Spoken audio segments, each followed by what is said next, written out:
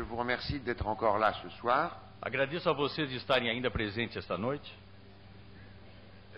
Et je voudrais tout d'abord dire que je ne suis pas responsable du titre de l'exposé. Ce n'est pas une critique. Le titre a été fixé quand j'étais très loin. On pourrait discuter si le bon titre devrait être le socialisme du futur ou si ça devait être plutôt le futur du socialisme. Pour des raisons que vous allez comprendre très rapidement, moi j'aurais préféré comme titre l'avenir de l'autonomie. Nous vivons des années de bouleversements assez considérables, en particulier l'effondrement des régimes communistes comme pouvoir et la pulvérisation du marxisme-léninisme comme idéologie. Les gens sont désorientés, ils se demandent si c'est le triomphe du capitalisme, si c'est la fin de ce qu'on appelait le socialisme, et là commencent des discussions assez scolastiques, pour utiliser l'expression la moins méchante. Si la Russie c'était le socialisme réel ou irréel, ou si les monstruosités qu'on a constatées en Russie sont dues à des fautes, à des déviations, à la personnalité de Staline ou à l'encerclement capitaliste. C'est-à-dire on ressort toutes les vieilleries éculées qui ont été discutées et moi j'espérais réfutées dans le mouvement de gauche et dans le mouvement révolutionnaire depuis 40 ans. Comme toujours dans cet exercice, les trotskistes se distinguent par leur originalité. Ils découvrent maintenant qu'en Russie, il n'y avait rien de socialiste. Mais il fallait que 1991 arrive pour qu'ils les découvrent. Pendant 60 ans, ils ont soutenu que les bases du régime en Russie étaient socialistes et que la Russie était un État ouvrier, même s'il était dégénéré. Et pourquoi? Parce que, soi-disant, la nationalisation et la planification étaient la base du socialisme. Je crois avoir réfuté ces sophismes depuis très longtemps, mais ce qui mérite réflexion pour un moment, c'est pourquoi diable les trotskistes découvrent ça aujourd'hui. On n'a rien appris de nouveau sur la Russie. Tout ça, on le savait il y a 5 ans, il y a 10 ans, il y a 15 ans, il y a 20 ans, il y a 50 ans. Qu'est-ce qui s'est passé donc? Qu'est-ce qu'ils ont appris de nouveau? Eh bien, je crois que l'interprétation est très simple. Ce qu'il y a de nouveau, c'est que le pouvoir s'est effondré, et c'est ça qui importe aux trotskistes. Aussi longtemps qu'il y avait le pouvoir, c'est-à-dire que le GPU fonctionnait, il y avait des bases socialistes en Russie.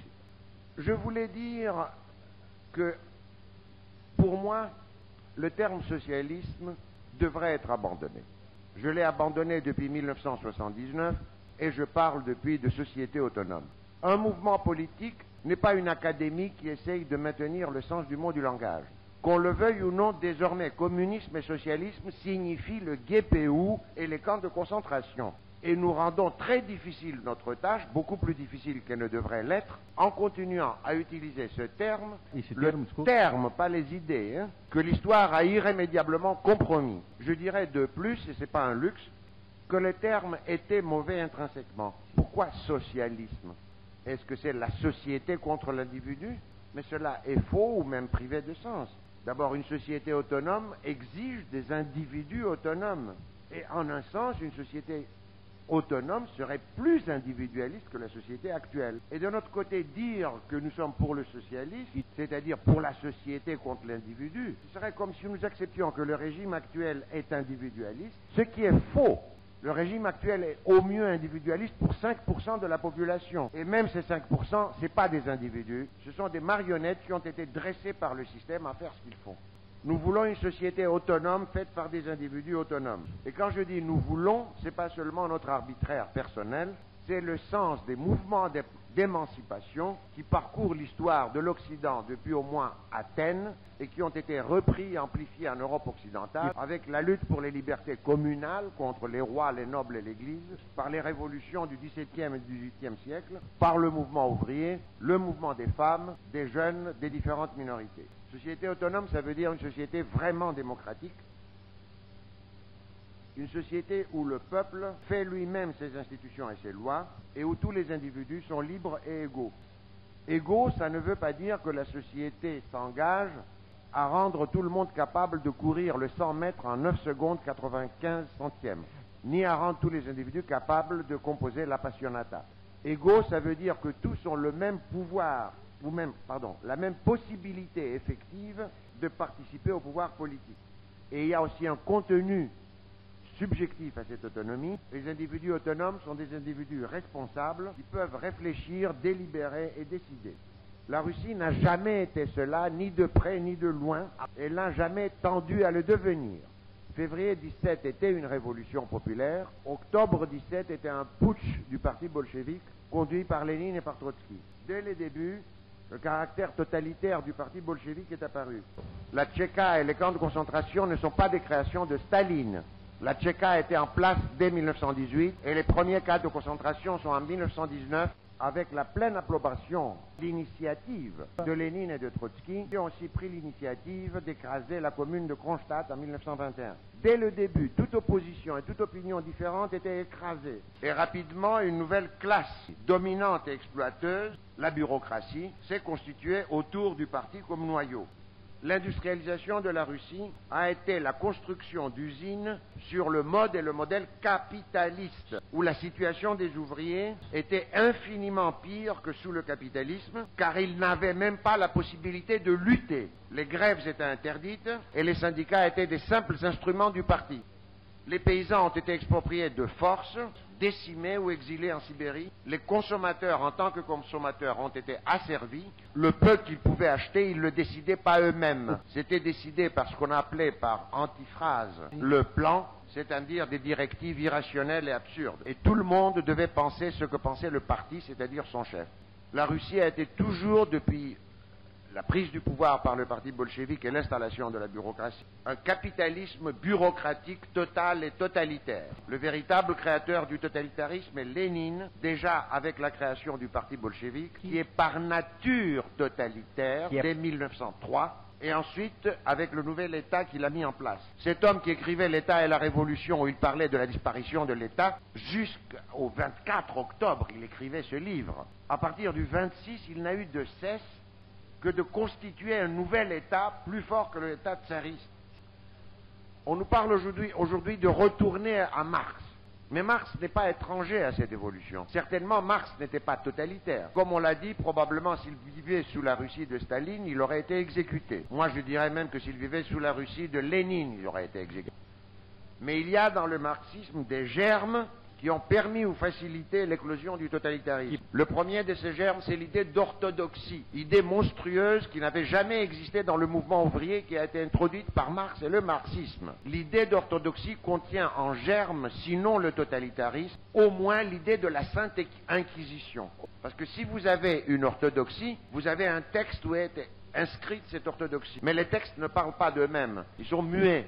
Il faut les interpréter. Alors les uns les interprètent ainsi, les autres les interprètent comme ça. Et s'il y a une interprétation autorisée, c'est encore un texte et il faut l'interpréter. Et on n'en finit pas. Et pourtant on en finit. Comment? Il se crée une institution qui est l'Église, dans le cas du christianisme, qui possède la seule vraie interprétation des textes sacrés. Et ceux qui ne sont pas d'accord avec l'Église sont des hérétiques, des suppôts du diable, donc ils doivent être condamnés, exécutés, brûlés. Eh bien, ceux qui ne sont pas d'accord avec l'Église marxiste-léniniste sont évidemment des instruments du capitalisme, de la Gestapo et de la CIA. Donc, si on peut les exécuter, on les exécute. Deuxièmement, Marx participe à l'imaginaire social du capitalisme. C'est-à-dire, comme le capitalisme, et c'est le premier régime qui pose ça dans l'histoire, il pense que la production est centrale dans la société, que tout dépend du développement des forces productives, et que la politique, donc la démocratie, est un épiphénomène de la superstructure. Quand les forces productives seront assez développées, la démocratie viendra automatiquement. Comme viendra aussi la solution du problème féminin, du problème des minorités, etc., etc. Donc en attendant, taisez-vous et développez les forces productives. Et troisièmement, il y a le messianisme de Marx, qui est aussi un germe du totalitarisme. Parce qu'au nom du règne final du communisme, du saut du royaume de la nécessité dans le royaume de la liberté, tout est permis à ceux qui savent et tout doit être accepté par les autres. Il faut en finir avec l'illusion apocalyptique. Il n'y aura jamais le paradis sur terre, il n'y aura jamais de société transparente, il n'y aura jamais une garantie politique du bonheur universel. L'objet de la politique n'est pas le bonheur. L'objet de la politique, c'est la liberté. Et c'est dans cette liberté que chacun peut faire son bonheur. Il n'y aura jamais de société sans institution. La société communiste de Marx est un mythe incohérent. Il y aura toujours un pouvoir politique. Ça ne veut pas dire qu'il y aura un État au sens où il y a un État aujourd'hui, c'est-à-dire un appareil de domination séparé de la société. Mais il y aura un pouvoir politique parce qu'il y a des décisions qui doivent être prises collectivement, appliquées et sanctionnées. Toute la question, c'est que ces institutions soient décidées par tous et que tous participent au pouvoir politique. Et pour qu'ils puissent participer, il faut changer la société telle qu'elle est aujourd'hui. Et il faut évidemment aussi que les individus deviennent capables de développer et de réaliser leur liberté.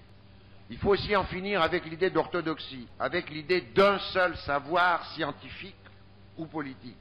Cet imbécile de Simone de Beauvoir écrivait en 1955, je crois, qu'il est tout à fait normal que le Parti communiste n'accepte qu'une vérité, alors que chez la droite il y a le pluralisme des opinions, parce que la vérité est une alors que les erreurs sont multiples. Je parie que cette dame ne savait même pas que cet argument était l'argument des Saint-Augustin contre les hérétiques et pour l'unité de l'Église. Il n'y a pas de science de la société et de l'histoire au nom de laquelle on pourrait imposer une vérité. D'ailleurs, même dans le domaine des sciences, si vous imposez une vérité, vous tuez les sciences. Ça ne veut pas dire que nous sommes aveugles, il y a une élucidation, mais cette élucidation est toujours ouverte et soumise à discussion. Deuxièmement, la politique, c'est le domaine de l'opinion, de la doxa, comme disaient les Grecs. Ce n'est pas le domaine de l'épistémé, de la science. Et troisième et surtout, cette idée de l'orthodoxie châtre et stérilise l'activité créatrice du peuple. S'il y a une transformation sociale, il y aura une immense création des formes nouvelles, et ces formes sont imprévisibles par une théorie quelconque. À preuve, ni Marx n'a prévu la commune, ni Lénine les soviets. Et il faut aussi en finir avec la centralité de la production et de l'économie. Nous habiller, nous loger, etc. C'est une évidence. Une autre, de participer à l'imaginaire capitaliste de l'expansion illimitée de la production et de la consommation et à la folie de la prétendue maîtrise de la nature qui conduit à la destruction de la nature. Les pays riches ont aujourd'hui un niveau de vie moyen dont certainement Marx n'aurait même pas pu rêver. Aucun problème n'est résolu pour autant. Les gens n'y sont pas plus libres et ils ne sont pas plus révolutionnaires non plus. Le but d'une société autonome ne sera pas de développer les forces productives, mais de créer des êtres humains libres et autant que possible sages. Société autonome, comme le socialisme tel qu'on l'entendait dans le temps, ce n'est rien d'autre que l'idée de la démocratie pensée jusqu'au bout. Qu'est-ce que ça veut dire démocratie? Deux mots grecs, demos kratos, peuple, pouvoir, pouvoir du peuple. Mais le peuple est fait d'individus. Donc les individus doivent aussi avoir le pouvoir en tant que membres du peuple. Et ça veut dire aussi que le peuple, aussi bien que les individus, doivent être libres. Maintenant, parler de pouvoir du peuple ne peut se réaliser que dans le cas d'une démocratie directe. C'est-à-dire par des décisions que prend la collectivité elle-même et non pas des représentants irrévocables. La représentation comme elle existe aujourd'hui, c'est d'abord une aliénation du pouvoir des représentés vers les représentants et en même temps une division du travail politique, structurelle et instituée entre dirigeants et dirigés. Cette division du travail doit être abolie, c'est ça que veut dire abolir la domination d'une couche sur les autres. Division du travail, c'est pas la même chose que division des tâches, n'est-ce pas? Les tâches peuvent être réparties, tout le monde ne peut pas faire la même chose en même temps. Ce qui doit être supprimé, c'est l'existence d'une catégorie sociale dont le rôle est de diriger les autres. Ça ne veut pas dire non plus qu'il ne peut pas y avoir des individus qui, pendant une période, pendant longtemps, jouent un rôle plus important que les autres. La question, c'est que ces individus ne cristallisent pas institutionnellement leur position pour toujours. Alors, comment réaliser la démocratie directe dans les conditions des sociétés modernes, de grandes sociétés? Je ne vais pas, bien entendu, développer ici une utopie, ni au mauvais ni au bon sens du terme. Je vais simplement exprimer un certain nombre d'idées, qui d'ailleurs pour l'essentiel ne me sont pas personnelles, qui sont le fruit de l'expérience aussi bien du mouvement ouvrier que de l'Antiquité grecque, et de l'expérience négative aussi bien de la société capitaliste que de la société bureaucratique russe. Le premier point, c'est qu'il faut qu'il existe dans la société, ou plutôt que la société soit formée par des unités qui sont suffisamment petites pour pouvoir vraiment s'autogouverner complètement. Cela implique la nécessité d'une décentralisation très importante. Et on peut remarquer que la centralisation actuelle est un des aspects, des absurdités du régime qui ne fait rien d'autre que refléter la tendance des couches dominantes de tout essayer de contrôler par un centre. Il faut donc des unités qui peuvent être des entreprises ou des unités territoriales qui comportent par exemple entre 10 et 30 000 citoyens et qui sont souveraines pour tout ce qui les concerne essentiellement et directement. Comment ces unités, appelons-les communes si vous voulez, exercent leur souveraineté? Les décisions doivent être prises autant que possible par des assemblées générales ou par un vote général. Et de notre côté, comme les assemblées générales ne peuvent pas être réunies 24 heures sur 20, ni même 7 jours par semaine, les tâches de préparation des assemblées générales, d'exécution de leurs décisions et de permanence, comme on dit, bon, qu'il y a toujours quelqu'un qui peut répondre au téléphone, quoi, hein, doivent être exercées par des conseils sur le modèle des conseils ouvriers qui ont existé, c'est-à-dire par des délégués élus et révocables, responsables devant l'Assemblée générale et lui rendant compte de ce qu'ils font. C'est déjà ce qu'a essayé de faire la Commune, ou les soviets russes, ou les conseils ouvriers en Italie en 1919 ou en Hongrie en 1956. Ce sont là des créations spontanées des travailleurs et du peuple qui contiennent l'essentiel de cette forme. Sans doute, s'il y a de nouveau un grand mouvement populaire, d'autres formes pourront être créées. Deuxièmement, évidemment, ces unités de base doivent être coordonnées, et là encore, cette coordination doit être faite par des conseils de délégués élus et révocables. Je pense que toute décision essentielle qui affecte plusieurs unités de base ou toutes les unités de base doit être prise par vote général, référendum si vous voulez, très évidemment une discussion pleinement informée et suffisante. Ce qui implique un autre point, que contrairement à ce qui se passe aujourd'hui, toutes les informations nécessaires et pertinentes pour la prise des décisions doivent être mises à la disposition de la population. Aujourd'hui, toutes les décisions sont prises en secret, même dans les États les plus soi-disant démocratiques. Elles ne sont même pas prises dans les parlements ou les soi-disant parlements. Elles sont prises dans les coulisses, et même pas dans les coulisses du Parlement, dans la coulisse de la direction du parti majoritaire.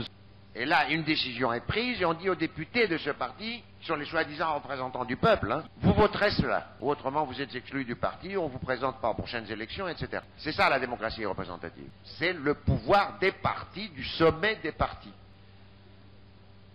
Je disais tout à l'heure que l'essentiel, c'est d'abolir la division entre dominants et dominés, ou, on peut le dire aussi, la division entre dirigeants et exécutants. Il y a donc un principe suprême que moi j'aimerais inscrire sur le fronton des monuments publics de cette société, pas d'exécution de décisions sans participation à la prise des décisions.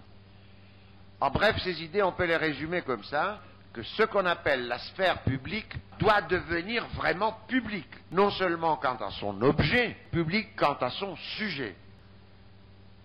La liberté des individus et des groupes ou associations volontaires doit évidemment être garantie et étendue dans toutes les mesures du possible. Si les individus ne sont pas libres, la collectivité ne peut pas l'être non plus. Mais l'attitude d'une société démocratique, d'une société autonome, à l'égard de la liberté des individus, ne peut pas être comme aujourd'hui seulement passive, négative ou défensive. Elle doit être positive et active. C'est-à-dire que la loi ne doit pas simplement protéger la liberté des individus dans leur sphère privée. La loi doit aider activement les individus à devenir libres, c'est-à-dire autonomes, et ça implique au moins deux choses. D'abord que l'éducation au sens le plus large, c'est-à-dire pas seulement l'instruction des enfants, mais ce que les Grecs appelaient la pédaille, la formation de l'individu par la société, qui a lieu tout le temps, qui a lieu ce soir ici, mais qui a aussi lieu dans les foyers qui regardent la télévision en ce moment, où ce n'est pas une formation, mais c'est une déformation. Bon. Cette formation, cette pédaille, doit devenir une préoccupation essentielle de la cité. Deuxièmement, que les individus soient effectivement égaux, au sens que j'ai dit tout à l'heure, c'est-à-dire qu'il ait les mêmes possibilités effectives de participer à tout pouvoir qui existe dans la société. C'est en exerçant le pouvoir qu'on s'assure qu'on peut l'exercer et qu'on devient vraiment libre, et c'est en participant à la formation de la loi qu'on acquiert la certitude que c'est aussi votre loi, et non pas comme aujourd'hui leur loi. Ils ont encore voté des impôts, c'est pas nous avons voté des impôts, ils les ont votés, comme le pouvoir est leur pouvoir. Bon. Cela nous conduit aussi au domaine de la production et de l'économie. Et d'abord d'un point de vue négatif, si je peux dire. Nous savons, par la logique, mais aussi, s'il le fallait, par l'expérience très ample de la société contemporaine, que les inégalités économiques conduisent inévitablement à des inégalités politiques. Autrement dit, que le pouvoir économique se traduit aussitôt en pouvoir politique. Si vous avez 100 millions de dollars, ou 500, je ne sais pas, vous achetez une chaîne de télévision et vous avez tous les politiciens, ou pas tous, mais enfin beaucoup, à votre botte.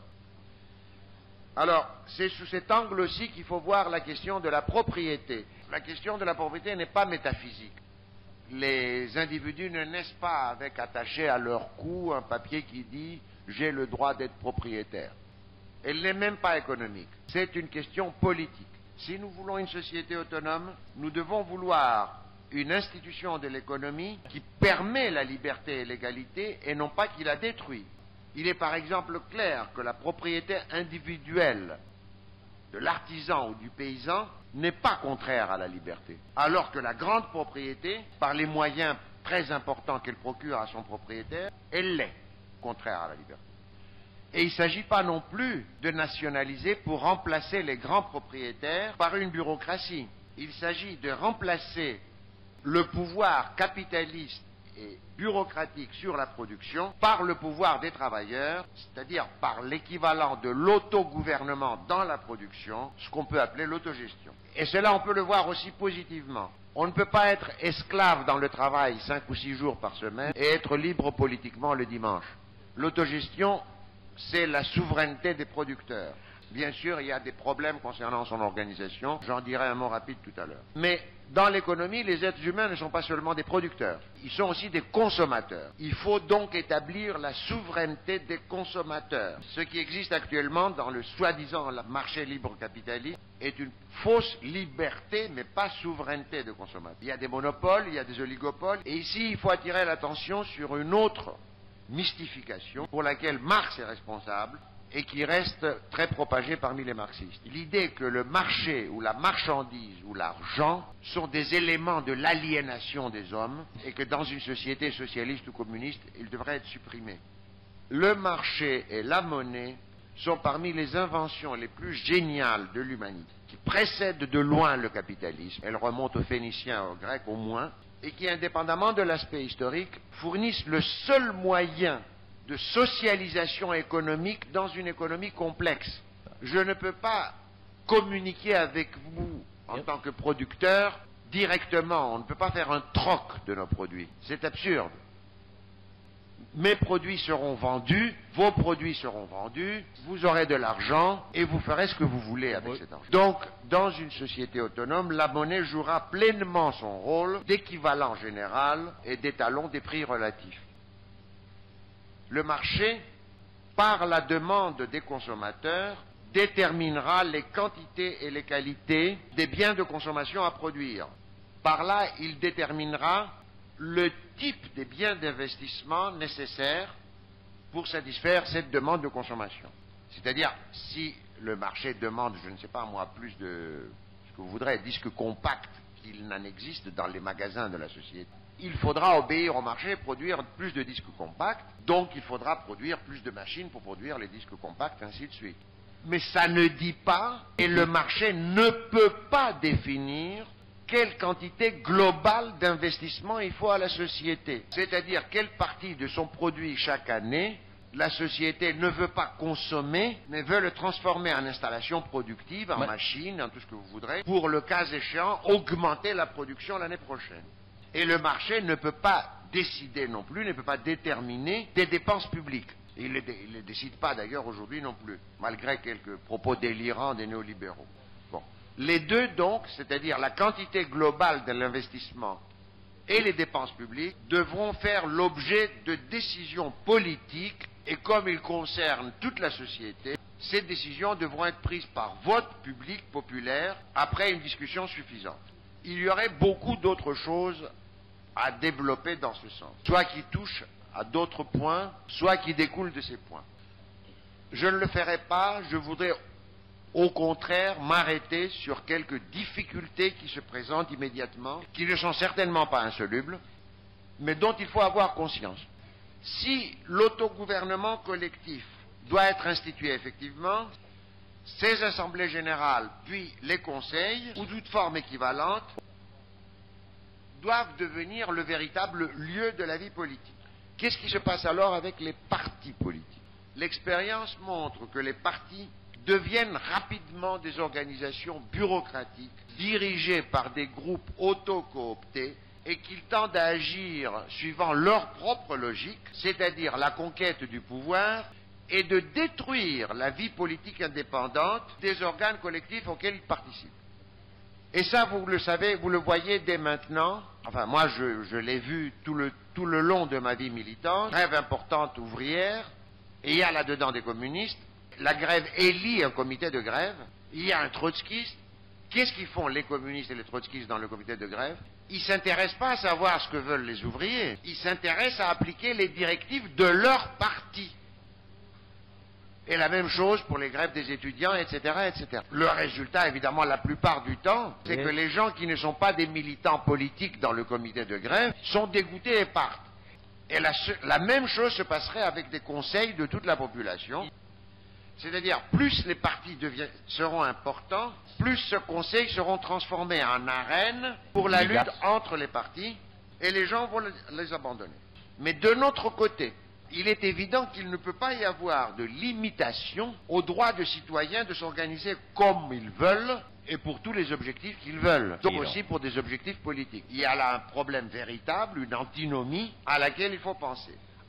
Deuxièmement, il y a bien entendu nécessité d'une séparation des pouvoirs. Je dis en passant qu'aujourd'hui, la fameuse séparation des pouvoirs qui existe est une comédie, parce que la séparation du législatif et de l'exécutif généralement n'existe pas. C'est le parti majoritaire qui désigne le gouvernement et qui décide quelles lois seront votées. Et pour ce qui est du judiciaire, on connaît les interventions scandaleuses de gouvernement dans le fonctionnement de la machine judiciaire dès qu'il s'agit d'une affaire qui a une importance pour le gouvernement. Évidemment, si un petit pickpocket vole un portefeuille et il est amené devant le tribunal, le gouvernement n'a aucune raison d'intervenir dans le fonctionnement de la justice. Mais s'il y a un grand cas scandaleux ou qui implique les services secrets du gouvernement ou autre chose, alors là on voit les interventions massives, c'est ça la séparation des pouvoirs.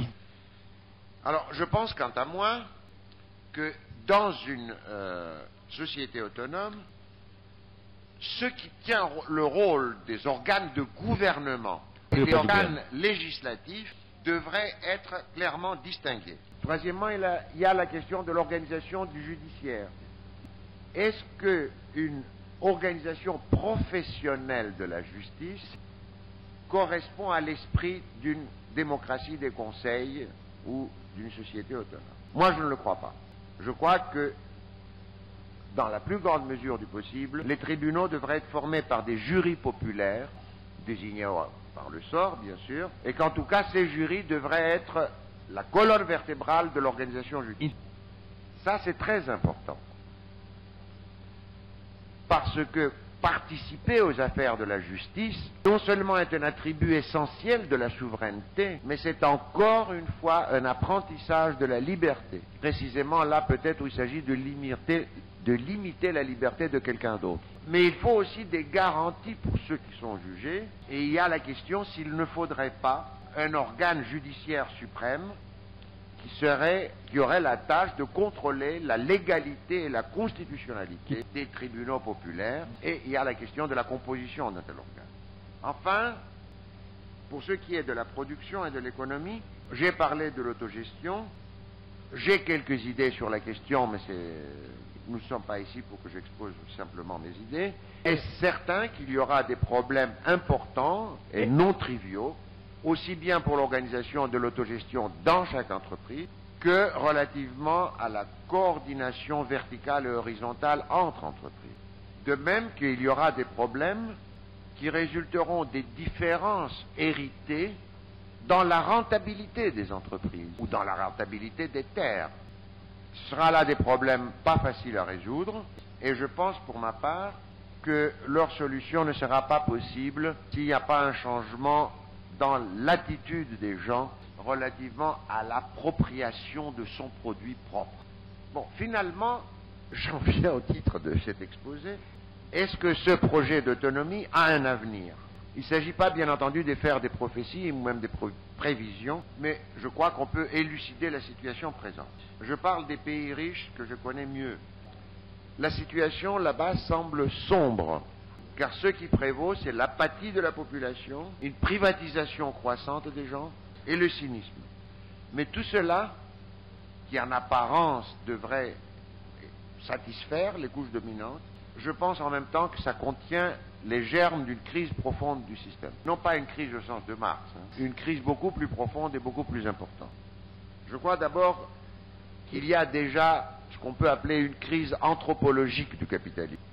Et je crois qu'elle est visible lorsqu'on regarde l'idéologie régnante, c'est-à-dire ce qu'on appelle l'individualisme. On nous raconte que l'individu est souverain et choisit ce qu'il veut faire. Sans parler même du fait que pour les 70 ou 80% de la population, on ne choisit pas les choses essentielles de sa vie. Laissons de côté cet aspect. En réalité, il y a un conformisme généralisé et l'individu choisit effectivement, il choisit entre 5 marques de lessive qui ont un emballage différent et un contenu identique. Ou il choisit entre 5 chaînes de télévision qui diffusent toutes les mêmes inanités. Mais quel est le contenu de cet individualisme? On nous dit l'individu est souverain. Bravo, moi je veux bien. Mais c'est qui cet individu?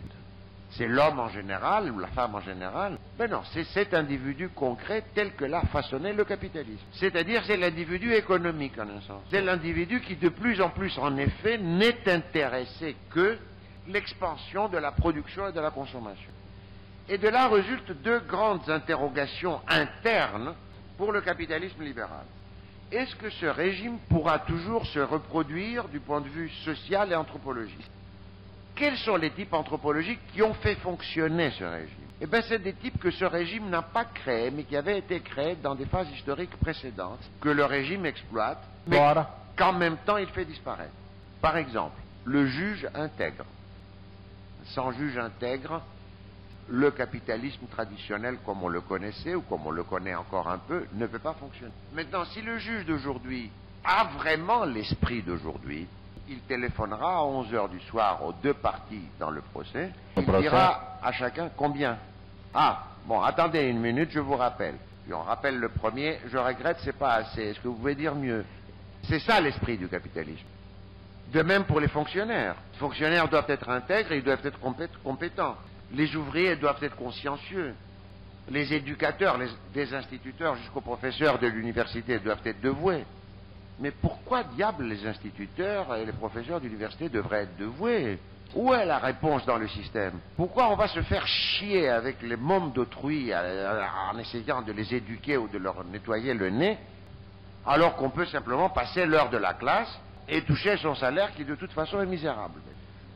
Autrement dit, l'irresponsabilité et la corruption correspondent vraiment à ce qu'est devenu le capitalisme aujourd'hui, et elles gagnent constamment du terrain, ça on le voit, dans les pays riches et bien cultivés avec des traditions anciennes. Deuxièmement, le capitalisme, depuis 1800 jusqu'à 1950, a marché non pas malgré les luttes ouvrières, mais à cause des luttes. Pourquoi Marx prévoyait l'effondrement économique du capitalisme?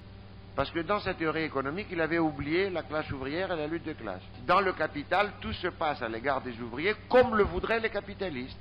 C'est-à-dire les ouvriers sont des objets passifs de l'exploitation. Ils ne réagissent pas. Mais en réalité, pendant 150 ans et plus, les ouvriers ont lutté constamment. Soit de façon formelle, soit de façon informelle. Ils ont lutté pour augmenter leur salaire réel, pour diminuer le temps de travail, et ils ont lutté aussi à l'intérieur de l'usine, au plan de la production, pour limiter les absurdités de l'organisation capitaliste de la production.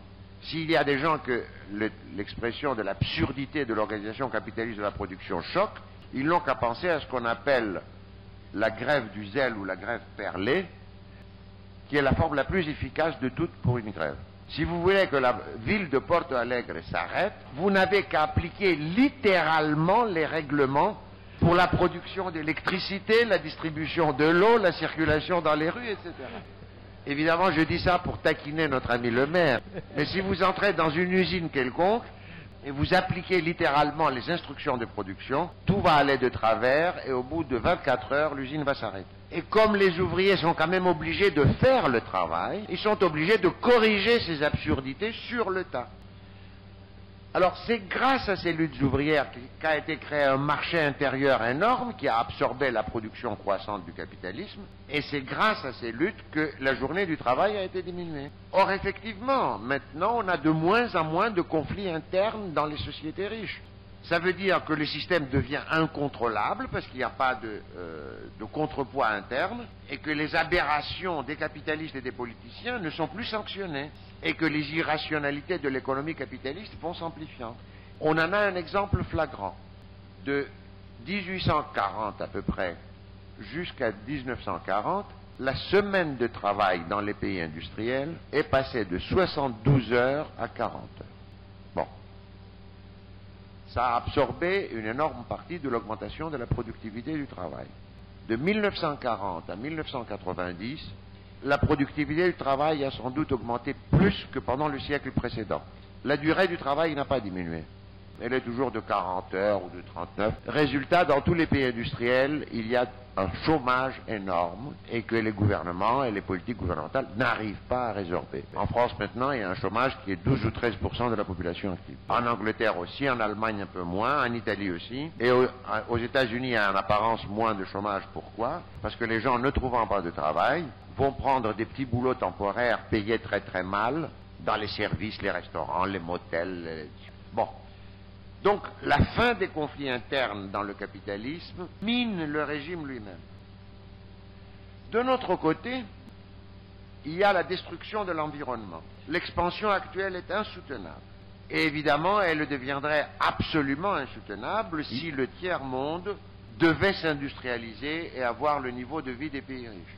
Enfin, il y a une question énorme que je mentionne en dernier, sur laquelle je ne m'étendrai pas, c'est l'évidente incapacité du capitalisme libéral de faire passer les pays du tiers-monde au régime industriel libéral. Bon, je termine. On célèbre actuellement à droite et à gauche le triomphe du capitalisme. Je suis certain que quand la poussière des événements retombera, on verra que les problèmes sont toujours là et que la société capitaliste s'enfonce dans la décadence. Et avec cette société, c'est toute l'humanité qui risque de subir une catastrophe irréversible. Il ne pourra y avoir d'issue que si, comme je vous le disais déjà hier, les hommes et les femmes partout se réveillent et décident de prendre leur sort entre leurs mains. Et c'est cela même qu'est le projet d'autonomie. Rien ne garantit qu'ils le feront. Mais rien ne garantit qu'ils ne le feront pas non plus. Et nous ne pouvons rien faire d'autre que de travailler pour qu'ils se réveillent. Qu'ils se réveillent de l'apathie et qu'ils se réveillent de l'abrutissement des supermarchés et de la télévision. Et s'ils se réveillent, je crois qu'on peut être certain qu'ils auront décidé de détrôner l'économie et la production de la place souveraine où les ont mis le capitalisme et le marxisme, et de les remettre à leur juste place, qui est que l'économie et la production sont des simples moyens de la vie humaine et non pas des fins. Car depuis que l'humanité existe, de toutes les fins que les sociétés se sont proposées, l'expansion sans fin de la production et de la consommation est sans doute la plus dérisoire et la plus ignoble. Nous devons nous proposer comme une fin la constitution de collectivités libres formées par des individus libres, responsables et capables de donner un autre sens à leur vie que l'acquisition de quelques camelotes supplémentaires. Quel sera ce sens? Nul ne peut le dire à leur place, mais je terminerai en disant ce que moi je vois comme un tel sens: la création d'êtres humains qui aiment la sagesse, qui aiment la beauté et qui aiment le bien commun. Merci. Muito obrigado.